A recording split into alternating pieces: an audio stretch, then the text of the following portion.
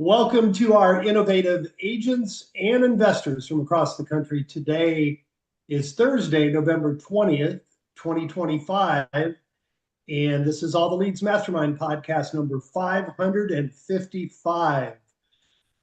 Just in case anybody was planning on showing up next Thursday, we will not do a call next Thursday because it's one of those national holidays.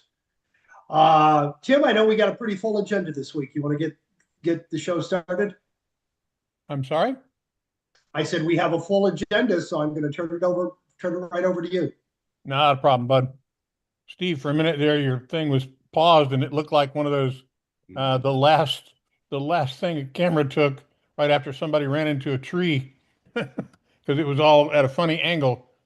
Coach Steve is driving right now and just about to get home, but looked pretty bad. I'll just add one other thing. We were kidding him because he was talking about driving a stick. And I, at one time, was living on Long Island, and I was following a friend of mine who actually did have a one of those lovely cars from Czechoslovakia, and I was following him, and we were driving down a main road, and all of a sudden, one by one, the parts just began to fall off, and by the time we got from one block to the very next, the axle had fallen off, and then the rear wheels fell off, and the transmission followed it.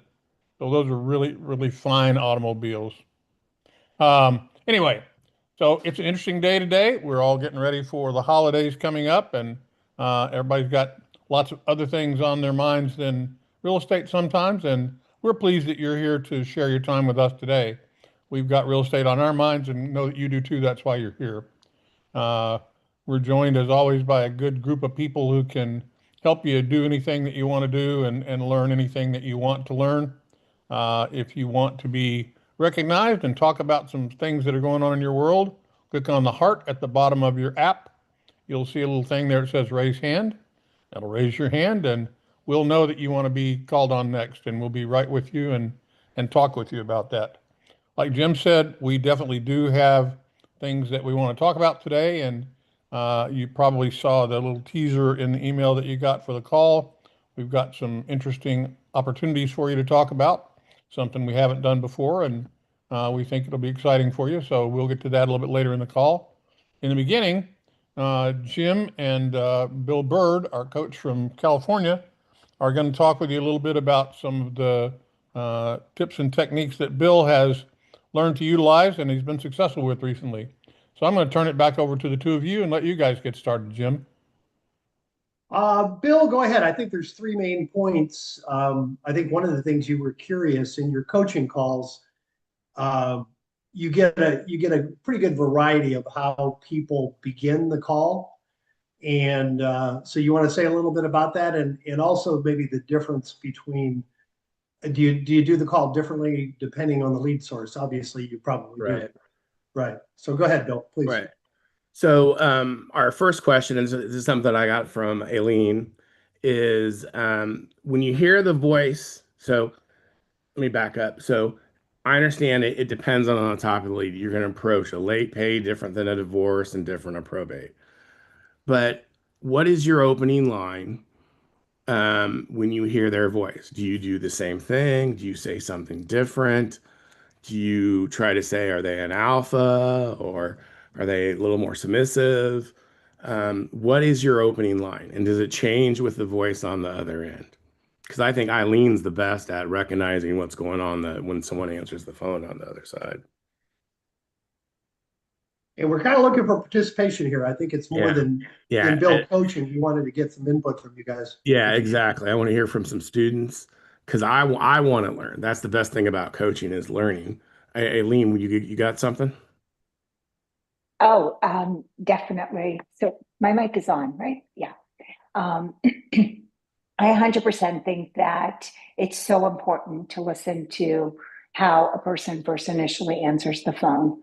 If they're going to be really soft-spoken, or if they're going to be really fast-paced, like they're in the middle of doing something, you're going to match that tone. You're going to match that pace, because otherwise you're either going to lose them because you're too slow, or they're going to get frustrated because they can't hear you. so matching them where they're at, right? I always think it's super important, Bill, to meet them where they're at. They're not going to meet where you're at. And Eileen, my previous coaching company that I belonged to, they were real big on NLP and learning, techniques and communicating with people. And an interesting point that they made was you want to just be slightly more enthusiastic than energetic than the person you're talking to. Like if they say, hello, hello, you don't want to be the world's friendliest salesman. You just want to be, hello, a little bit, try to bring their energy level up a little bit if you can, but just a little bit. Because Right. if they're super excited and you sound like a bump in the log, forget it.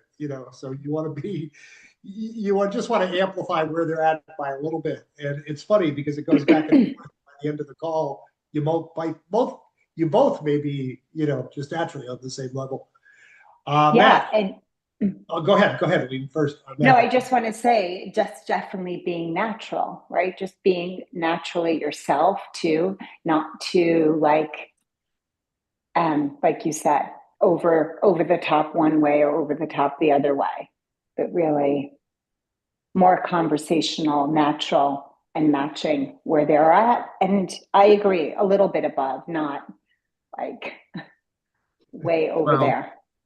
Yeah, and we would love to hear from some of the students.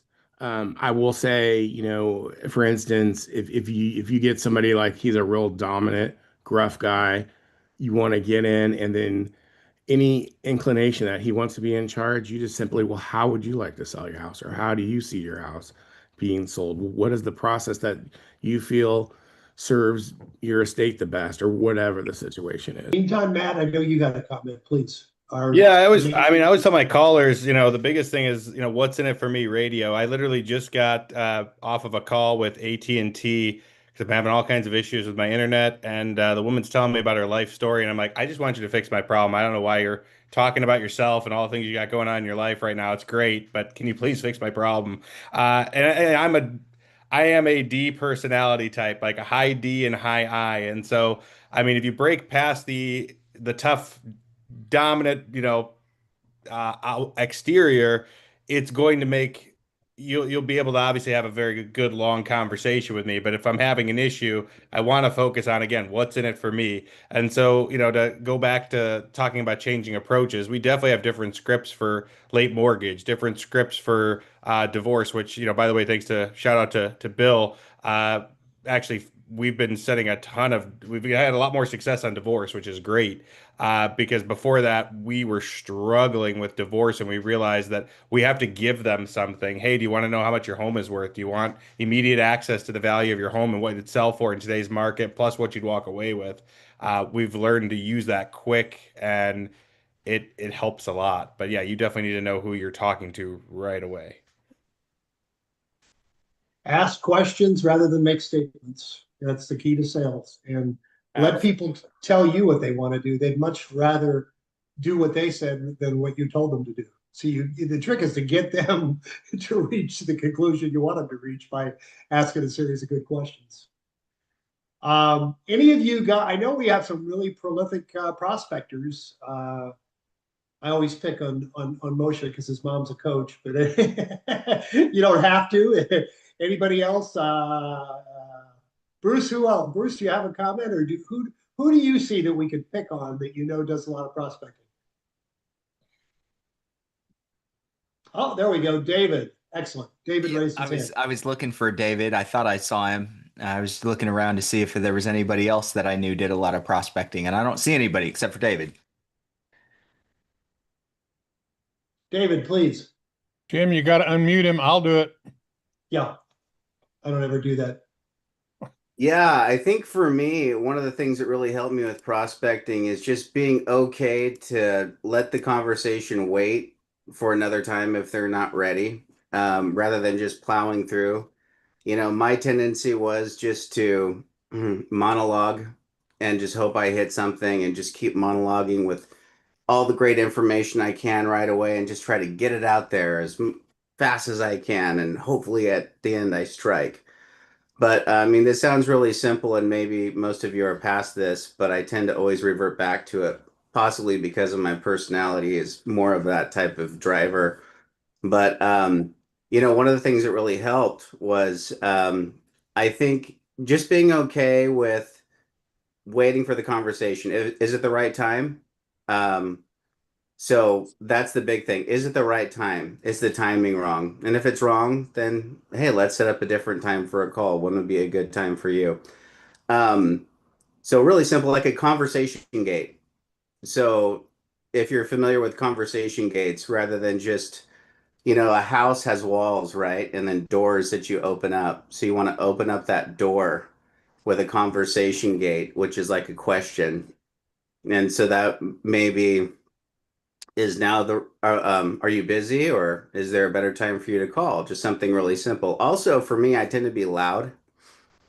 And so one of the things that helps me also, kind of a mic trick, is that when I talk into the phone, I want to pretend that I'm talking into someone's ear, like their ear, like I'm just talking into your ear. And then that helps a lot for me personally because I tend to be loud and really direct and straight. And what that does is over the phone, it makes you more personal. So I tend to do like a shaka. Sometimes I'll get really weird about it and I'll have like a shaka. And that's how far away I want to be, like the ear. And then I'll just talk like that, like I'm talking into someone's ear nice and quietly. And it makes me appear more personable. So more trustworthy. Just a little trick. That's all I got for. I know Bruce has a lot on conversation gates. Great stuff on conversation gates. I learned a lot from Bruce on the conversation gates. That was very helpful. Yeah, excellent. Thank you, sir. Go ahead, Bruce. Did you want to add something? God, yeah, I'm just trying not to jump in, and I'm letting some other people run because I tend to tend to tend to talk too much. So conversation gates, let me just say this. All right. It's a request for permission. So it could be you open your call. This is about your probate application here in Wake County for I think it's the estate of Jane Smith. You're the representative for the estate, right?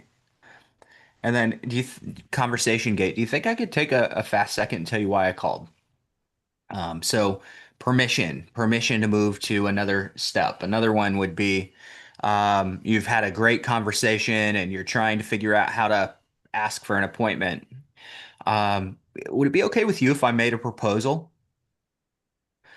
Yeah, sure. Okay, I've got permission to now propose an appointment. Another one might be, do you think I could tell you a little bit more detail on what this is about? So now you've gotten permission to kind of go in to expand on what you've offered. So a lot of different things, but conversation gates absolutely work because once they've said yes, you can do this, then they're not gonna hang up on you. They're the one that told you you could do what you asked for. Just make sure that you're clear and concise. Hey, Bruce, I'm not sure. I know we've talked about this before, and I'm not sure if you're a fan of this or not, but um, what I have heard others say, I think it was you, rather than can I use the term, would you be offended if I, would you be offended if I just took a minute, or would you be offended if I sent you this? Or do you like that technique or not so much? For me, I don't. I thought you said you didn't like it. Yeah. No, would you be opposed to, would you be offended if? I do use both of those, but sparingly. I hear a lot of people that kind of grab a hold of that technique and they overuse it, and it's every other sentence they're going, "Hey, would you be opposed to me doing this? Would you be opposed to this? Would you be?" And it's every other sentence, and it just gets to be incredibly transparent to the person you're talking to that you're using a technique. Okay. So I don't dislike either one of those approaches, but the people that tend to grab them usually don't make it subtle at all, and it kind of becomes obvious.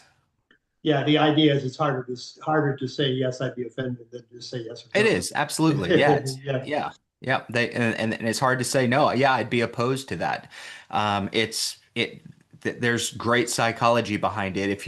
If someone's going to use it, just don't overuse it, because if it's like coming out of your mouth 10 times in every conversation, they hear it. They can hear like, okay, so this is just a technique you're using. Yeah, just remember the whole point behind this is that you're having a conversation. It's not a presentation, it's a conversation. Hmm. You know, it's like anything else. Back in the 70s and 80s, everybody was, oh, you got to use the Dale Carnegie approach. And the Dale Carnegie approach said, use the person's name every time you can get a chance to do that. So it's, well, Bruce, what do you think about that, Bruce? Well, that's a really good idea, Bruce, Bruce, Bruce, Bruce, Bruce. Man, it was every time you talk to somebody that had taken Dale Carnegie, you just want to strangle them. And it's the same story. You fall into your green bill. Yeah. The other No, one. I am the Dale Carnegie guy. Yeah, I know. The And it's Me great training. too. Great training, but used sparingly. My next door neighbor went to a Dale Carnegie course, and I couldn't stand to be around him for a month. It's like, I know my name. Thank you very Hey, much. hey, my daughter's taking that class right now. Good. I That's was cool. actually, oh my God, I was literally going to bring it up because I'm in the middle of listening to the audio again. So And am I think that's amazing, Bill. And I think there's a place for it. You don't have to overuse the name. That's like vomiting anything too much, right? You can overdo anything too much. It's taking what's good and utilizing it and really recognizing the person. I was in front of somebody, I was purchasing something this morning, and the woman had a name tag. I was so psyched. I said, thank you, Abby. I really appreciate it. She lit up.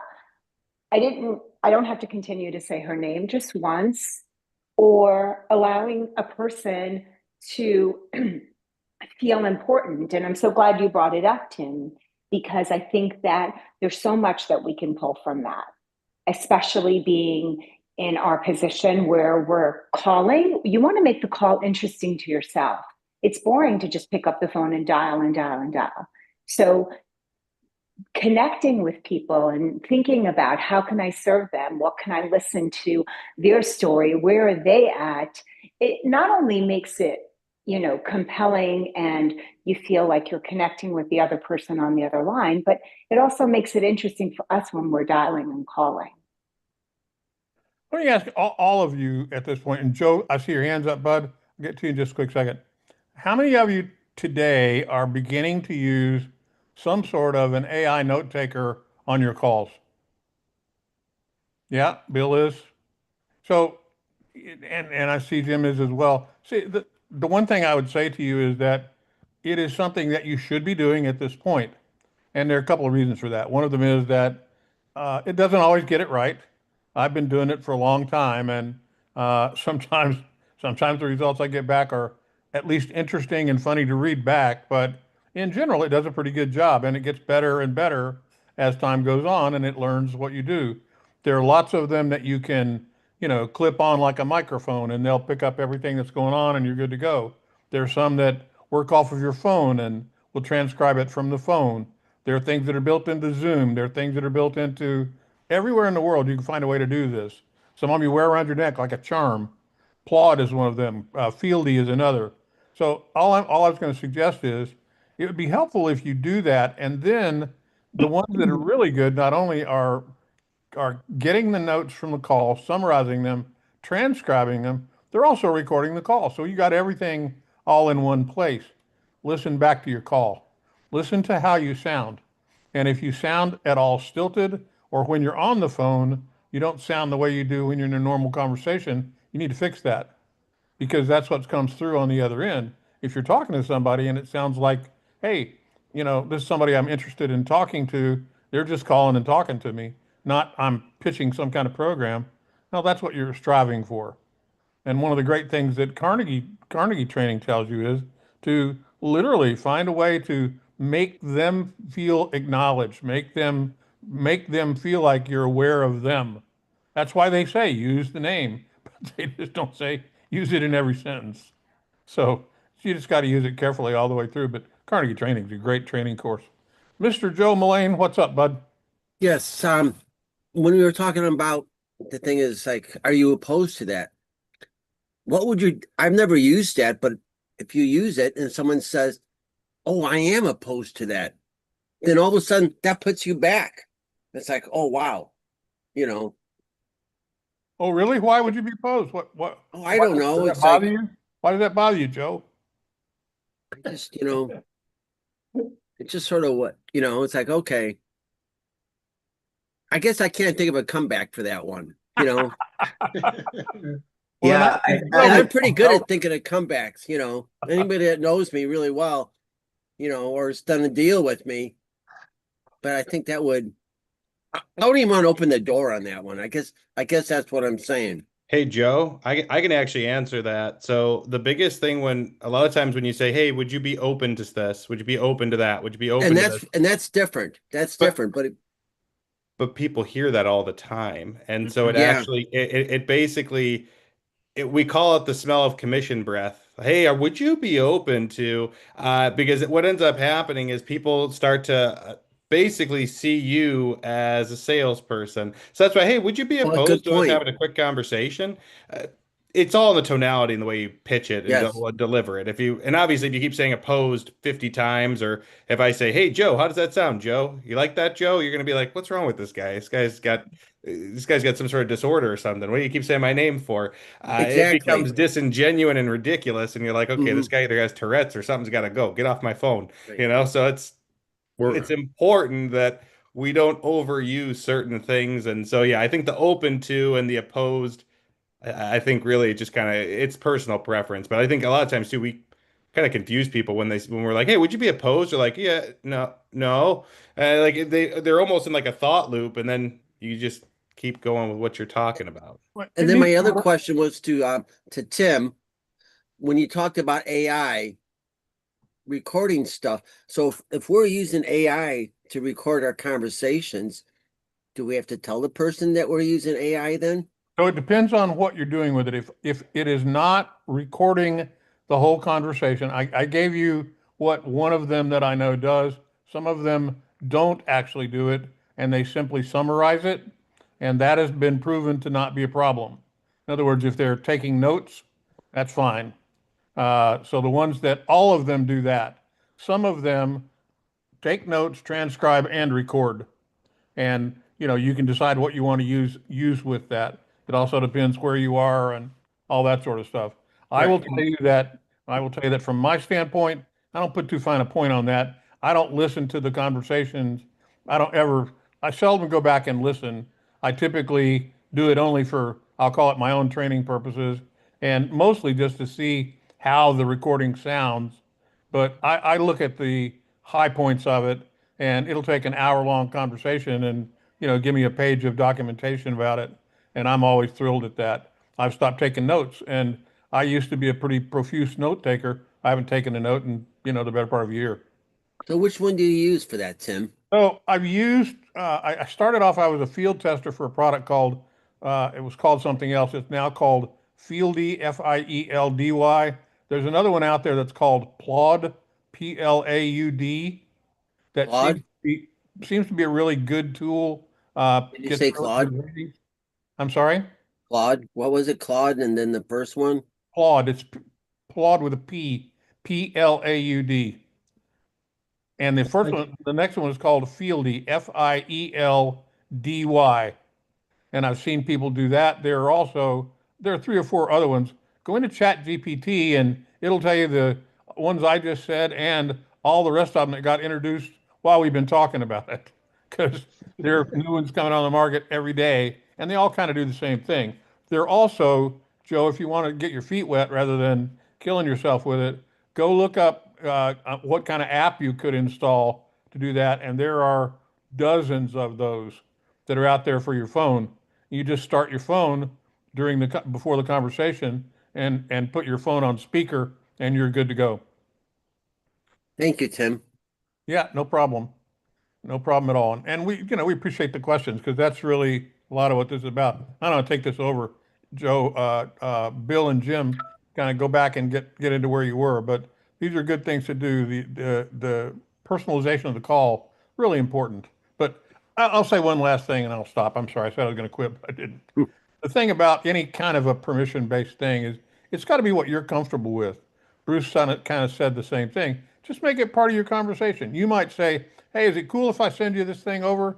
Or would you be interested in seeing, or anything like that. You're just asking for permission, whatever's comfortable for you to do that with. That's what you ought to use. It shouldn't be, well, what did the book say? So just make it part of your own conversation. Jimmy, back to you, buddy.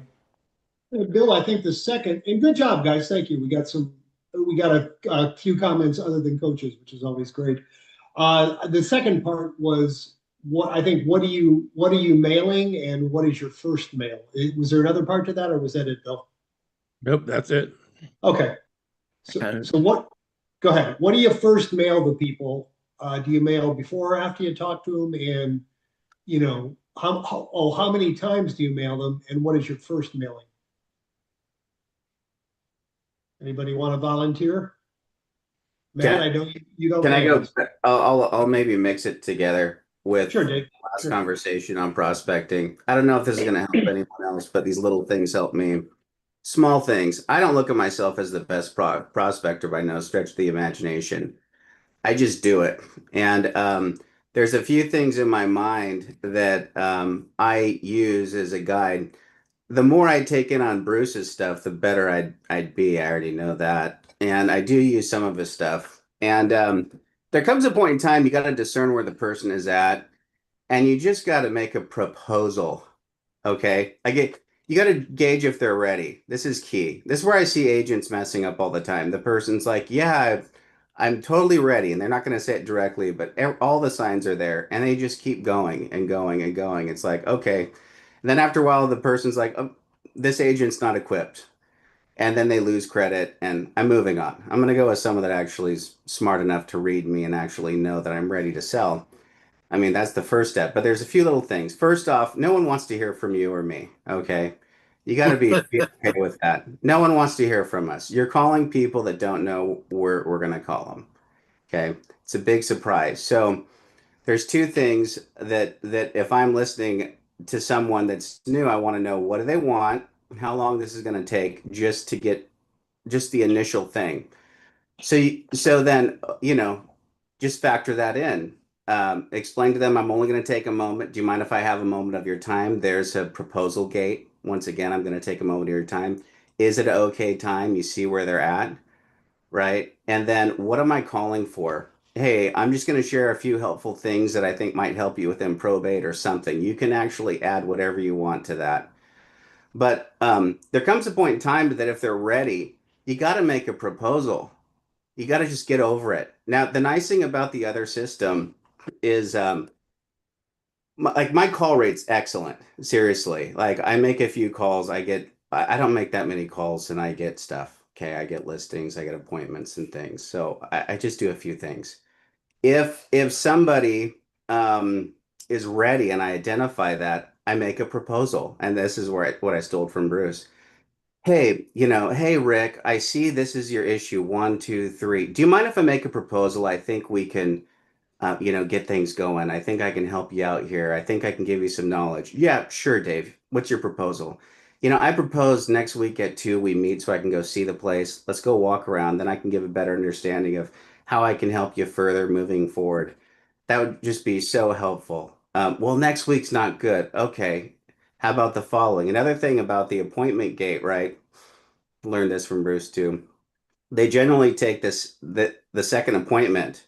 Now it's kind of funny because this doesn't always work, but that's okay. It helps me in my brain to realize this. They usually people kick the can down the road, right? So I'll do two appointments. I'll say, well, how about Wednesday at 5 or Friday at 2? Like more than likely they're going to choose the Friday at 2. At least that's what I'm thinking, right? But it's kind of funny that a lot of times people go, "Oh, I'll take the Wednesday appointment." I'm like, "Oh, okay, great." Or how about sooner? Can you do Monday? Oh, Monday. Boy, I didn't even say that. I said Wednesday and Friday, expecting them to say Friday.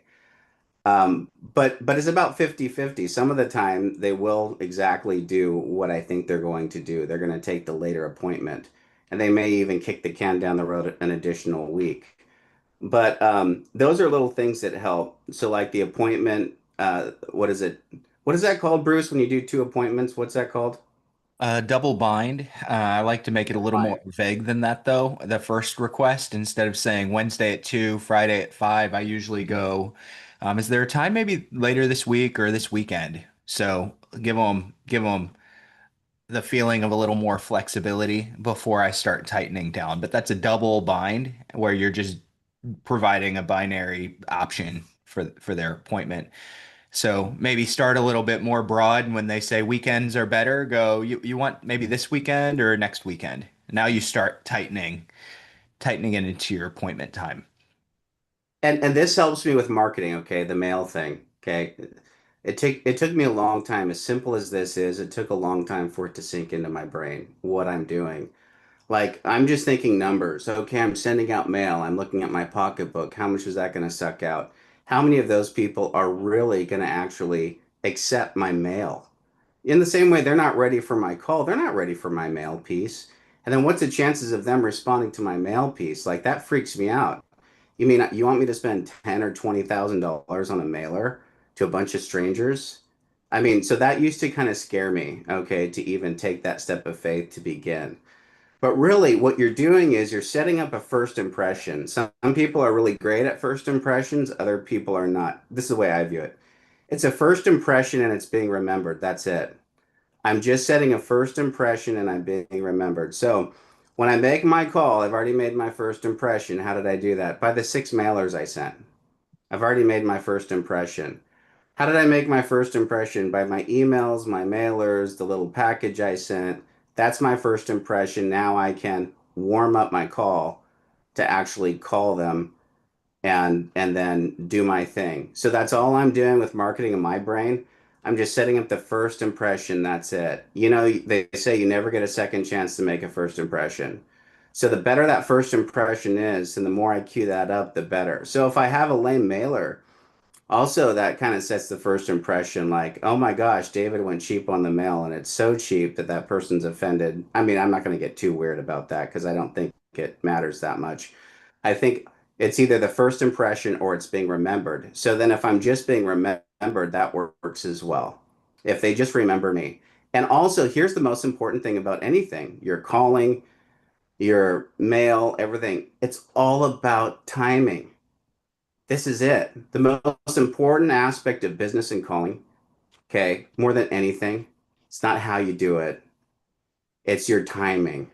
Like, is your timing right? Right? I mean, I could be wrong in this, and I don't mean to be a know-it-all, but yeah, it's your timing. I realize if I catch the people at the right time, the same guy I called last month, I call him again this month, and all of a sudden he's ready. The same guy that put me off last month, now he's ready. And it's identifying is now the time. And if now's the time, then boom, I'm going to jump on it. I'm going to make a proposal. I'm going to get it done. I mean, Hey, it's really David, if I that. could just add real quick to that, in my prior coaching, we used to tell people it's not the first person to reach them, whether by phone or by mail. It's the first person that reaches them after they're ready. So, and the more times you reach out by phone or mail, the more likely that's going to be you. And everybody's different. You know, they might be ready in a week, a month, or a year, but especially if it's been a long time, nobody's called them. If you're the first one to reach out to them 6 months later, I mean, you've got no competition.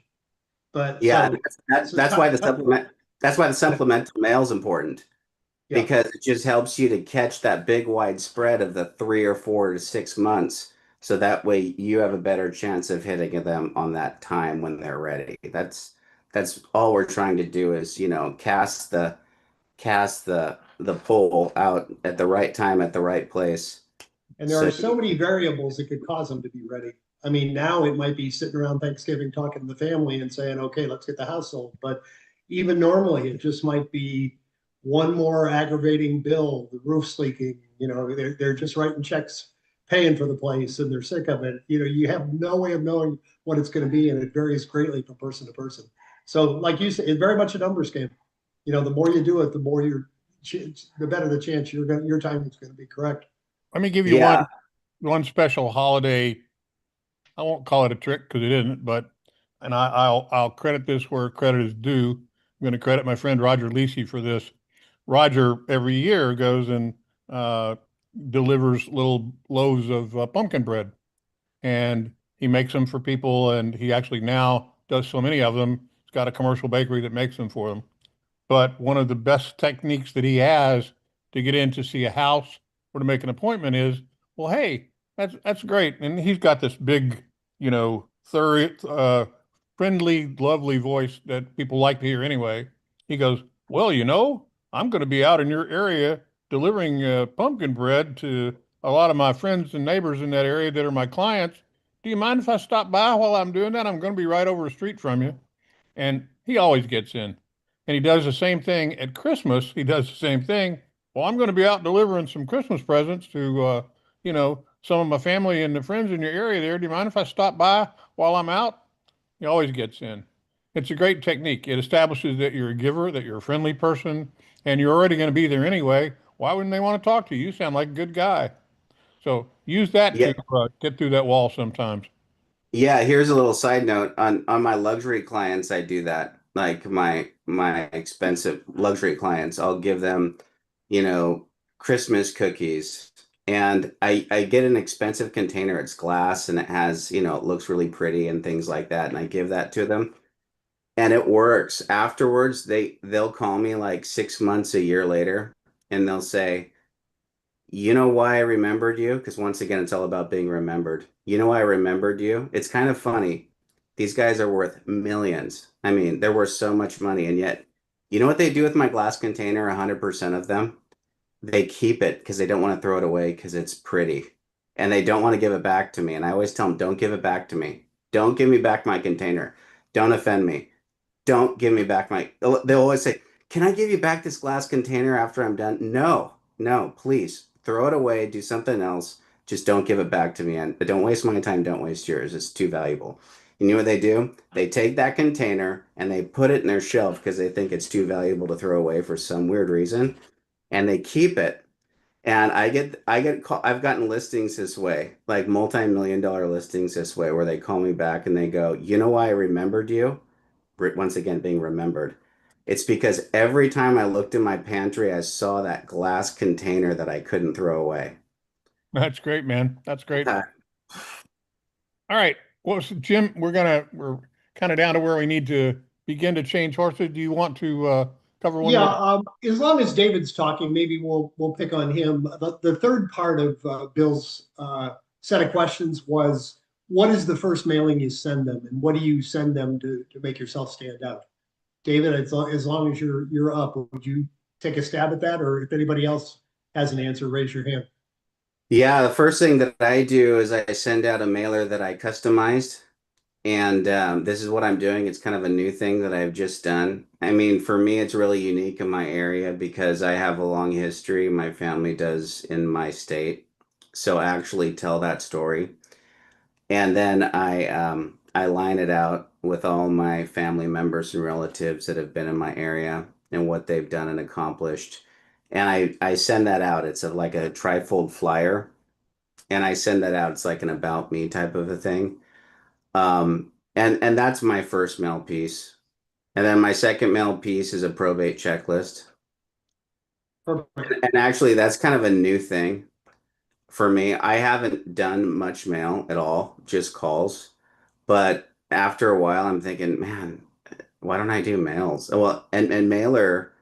So anyway, mail's been very helpful. I just sent out a few mail pieces, and I've already gotten a few listings just by adding mail to my phone call thing. So now I'm kicking myself for not doing it, 4 years ago. Like I just feel, ridiculous that I put this off for so long. Well, you should be. You should feel ridiculous. Yeah, Shame. absolutely. Joe, what were you saying, bud? Yes, Matt may not like what I'm going to say, but I feel compelled to say it because I've done it both ways. But I wanted the feedback from everyone. Um, now that my wife's not working, she lost her job. I'm having her do all this stuff manually with the mailings. Like, for instance, I'm addressing the envelopes handwritten, but the actual letter that I'm sending out, that's generated, typed, and then signing it with my actual signature. Okay. And I'm doing it that way. I've done it that way in the past, and I've gotten a pretty good success.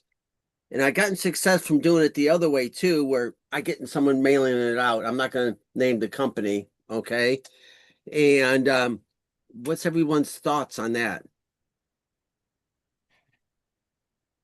It's a Bill? lot more work, but my Okay. wife's not doing anything anyway. I don't want her to hear me say that though, but I said, well, So if you want the business to do better, you gotta, Well, so I'll take a quick shot to start with and then let everybody else say it. The thing that I'll tell you is this, Joe, we do literally 10,000, tens of thousands of pieces of mail every month. It's one of the, big pieces of our business. And um, I would say this, however you get them out, whatever works for you works. And, don't put too fine a point on that. Whether you signed it in pen or didn't sign it in pen, or whether you addressed it in ink on the outside or didn't, or whatever, we put them in greeting card sized envelopes. We find that gets good open rates. I also know that people get good open rates by putting on the outside of the envelope regarding the estate of so and so. If you're calling them, if you're trying to get in touch with them about probate, that seems to work. But it doesn't, what matters is that you're doing it. You're getting it out there, you're putting it in front of people, and it gives you something to make a call back and say, hey, I just wondered if you got my letter, and I sent something out to you last week. I'm the guy that sent you the whatever it was, whatever's distinctive about what you sent out. You may have gotten some others. Mine was the one in the red envelope, or whatever you wanted to do. okay, that's a good point, Tim. Something distinctive about what you did, so you got a call back to it. Bill, you were going to say something, bud. So on my probates, I'm very generic. I don't really, it's all printer. But on my divorces, I use stationery and I put a real signature on it. And what I found with the divorces is I seem to get recognized a little bit more when I send them out. That's just it's California. And guys, we're gonna if there isn't a whole lot more here, I'm gonna flip this over to Jody, and we're gonna talk a little bit about something we've kind of cooked up to help you hit the end of the year running, and we've knuckled under, we've given in, and those of you who've been with us a while know that we about 4 years ago decided to swim upstream a little bit, and instead of doing a Black Friday promotion, we did a Green Friday promotion, and we had a lot of fun with that over the years, and it's always been good for us and done well. But everyone in the world is spending millions of dollars advertising Black Friday, which seems to start around Easter now. And so we decided that we'd get on the bandwagon and do that as well. And I've asked Jody to join us. Jody's our fellow that's in charge of all our business development, and he works with Alyssa, who runs our marketing team, and they've put together a promotion. So if you guys are ready, Alyssa, are you ready as well to help Jody along here? Yep. Okie dokie. So have at it, guys. Thank you, Tim. If you're not opposed, I'd be happy to tell everybody about the special we've cooked up here. I'm not opposed badly. I'll go along with it. I'll All accept right, all right. I'll accept your proposal. So when we had some internal discussion here, the goal was for this year's promotion, let's come up with something simple and compelling. And thought, what's everybody's favorite special, whether you're at Target or sitting at the bar at happy hour, it's buy one, get one free. So that's what we're rolling out here. Buy any subscription, pay the first month, get the second month free. So if you're a probate customer now and you've never tried pre-probate or late mortgage or divorce, now's a great time to do it and get something free. If you're an existing probate customer and you want to add another county, now's a great time to do it. So this is across any subscription, any new subscription for new or existing customers. We've got a couple other what we call hidden upgrade bonuses that once you take advantage of the BOGO offer, our sales team will be able to tell you about a few other things related to mail or websites and some of our other services. So that's it. Pretty simple. Hope it gets some of you to try something you haven't tried with us before, or to add on to something you're already doing, and get you set up to have success in 2026. So it has to be something different than what you're currently subscribing to, right? Yes, I'll say, but if you're probate in one county and you want to add a second county, it would apply there.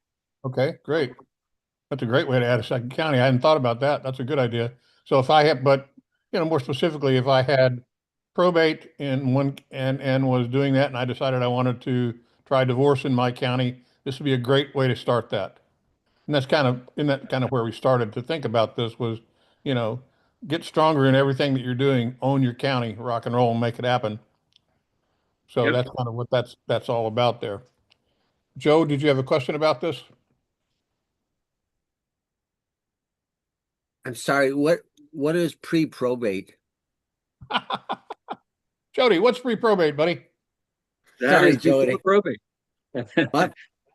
Before probate. That's an opportunity to get in early stage. So what we're doing is it's a county level product. We're in the county, we're acquiring all the recently deceased individuals, confirming who owned real estate, and then that's the data you get. Every month, all the new deceased people that owned real estate. And then you get up to 5 of their relatives. So you can reach out and start trying to find out what they're going to do with that property. Okay, And so Joe, my, if I could, Joe, we came up with that product for highly competitive markets where our agents were telling us and our investors were telling us, by the time I call, 30% of them are already listed or sold. So this is an opportunity to be the first one to get there. And a lot of the people that get that also get the probate. And with the pre-probate, some of these will never go to probate. They may be in trusts, or they may have deeded the property over to a family member, but that doesn't mean they don't want to sell. But most of the people that add that also get the probate because it's an opportunity to catch them at the very beginning, and then you also get notified when they're finally ready to pull the trigger because they just listed the probate in the county records. But it's a Makes great sense? it's a relationship builder. The whole point behind that is you're getting them at literally, it depends on how carefully you decide you want to tread the water, but you're getting the information really shortly after the death because we start with, notice of death as opposed to a docket from a court. So no filing has occurred. At this point, we're aware that, Sally Jones has passed away, and we put the information together about Sally and her heirs, and all we can give you about that and try to find any property that Sally owned and give you a place to start. And from there, you can begin to build that relationship. So you're not waiting until it gets filed. By the time it gets filed, you're already their agent. You've done your work there. wow. And second question, I'm sorry, is this 2 for 1? You buy one, get 1 month free. So it's just, if I bought it for December, then I'm only getting January free. It doesn't continue, right? It's just like a intro type of thing, right? Yes. Yeah, that's right. I mean, your subscription would continue after that, but you just get the 1 month free. Yeah, and I was just going to add on, I think pre-probate is just a really great product for mail. Getting yourself out there really early and setting that impression, and they'll know who you are as you continue to follow up and it moves towards probate.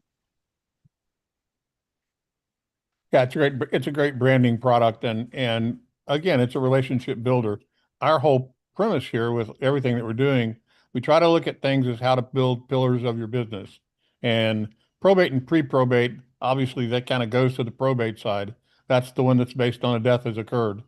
Divorce is divorce, late mortgage is late mortgage. As we add more products, which you're going to see us be doing in the beginning of next year and all through the year, all of those are going to be things that we can build our support systems around. And that's, how we continue to work. So urge you to give that a try. And you guys are the first to hear about this. And the one thing that it isn't is you can't give us a list of people that you want to see go to probate. That's not the way it works. You can't give us a kill list. That doesn't work. And Tim, I didn't see this here. Does that expire on Black Friday itself, or how long is that offer good for? Jody, how long are we going to do this one? But it's the end of the month, right? You're muted again, bud. Stop muting yourself. All right, try again. There you go. All right, there we go. Okay, yeah. So it's available starting immediately and then running through the end of November. Perfect. Well, all right, guys, we'll Hey, take Jim. one more question from anybody. If you have it, we'll be glad to hear from you. And we appreciate you being here today. Interesting call, interesting topic to talk about. Appreciate those of you that shared and joined with us. If you want to Hey, say, Tim, Virginia was trying to get our attention in chat. David, if you're still unmuted, she was very intrigued by your glass container idea. And she said it looked like it was a huge container the way you were spreading your hands out. So she wondered, how big is the container and where do you find them? And what do they look like? Oh, we got to unmute David. yes, we do. That's how it works. So actually, that's just something my wife came up with, and it's worked. She just goes to like, Target or something around the holidays, and they have those jar container, like round or square containers that have little holiday emblems around them, And I think but it's glass with a plastic top, and I think and she does a really phenomenal job baking cookies. They're like over the top. I can't have a store-bought cookie that's better than hers. So, and she just likes to do it. So And Joe is asking, do you put your name on it? Do you put a sticker or something? Do you put your name on it? yeah, I put it in a very nice looking bag. Okay. A very nice bag. And I put a little card and I hand sign it, each card, and then I drop it off. So it's yeah, and I use this Cordero. I have a card that's custom made that has my emblem on the top, right? And I fold it in half, and then I handwrite it and hand sign it something, thinking of you this holiday season, David Cordero. Hope everything's well. Just something just small. And then I'll throw a card in there too, or a brochure. If depends how close I am to them. If I know them or if I've done a deal with them, I'll still just throw a card in there just because. Something like that. I mean, it's not perfect, just something we just kind of made up and it seems to work. I've had return clients because of it and listings because of it. Yeah, and the numbers are small. I'll hand out 20. I feel like Santa Claus. I'll go to everyone and I'll hand it off personally. I'll send it up to the front desks for people that live in luxury condos. I'll drop it off on doorsteps like I'm like Santa Claus for 2 days and Santa in a sleigh dropping off gifts to my really wealthy clients. Thank you, sir. Matt Milia, you have the last word today. What did you want to add? You raised your hand. Yeah, I was just gonna say, so a lot of folks are kind of, I guess, at a place where I've had conversations and they're saying, "Oh, I'm gonna wait, bring on callers or bring on people until, after the new year and all of that." I gotta tell you, I mean, that's probably the worst thing you can do because everyone else right now is a lot of agents kind of take their foot off the gas during this time of the year. They coast into the end of the year, and then they wonder why Q1 and Q2 is like a struggle. And so I can't tell you how many people we've found that have gotten ahead by, putting the right systems, the right processes in place. We're launching also pretty much like a faceless AI type of video for marketing. I'm getting back into helping people with their marketing, and I will tell you, it's worked extremely, extremely well for retargeting. And so we're going to probably run in a special on that for anybody that wants us to get into like their personal Facebook and set ads up for them. We were doing that for a while. We kind of stepped away from it because we weren't getting the same results. And I've kind of figured out a very efficient way to create video. And it's allowed us to actually clone our agents. I could literally use my own likeness, and it's an AI video version of myself. So there's obviously a lot to unpack there. I didn't want to just throw that in, but there's a lot to unpack there, and there's a lot of opportunity there. So just want to let everybody know we're also running specials through the calling side and helping people with their marketing if they would like help with that. Right. And just keep this in mind over everything else that you're thinking about right now is that this is the next 45 days are the time in every family that they're most likely to be together. So if there are big decisions that a family needs to make and they haven't made them yet, they'll make them in the next 45 days. More houses come out of probate or get into probate and start getting action in Q1 than in any other time of the year because of that. Because the family got together and said, hey, last year we spent this amount of money. We're still sitting on this house. It's still got Aunt Sally's property in it and all that. We got to do something this year. And it's typically the person who's handling it most is it's time for it to go, and they know that.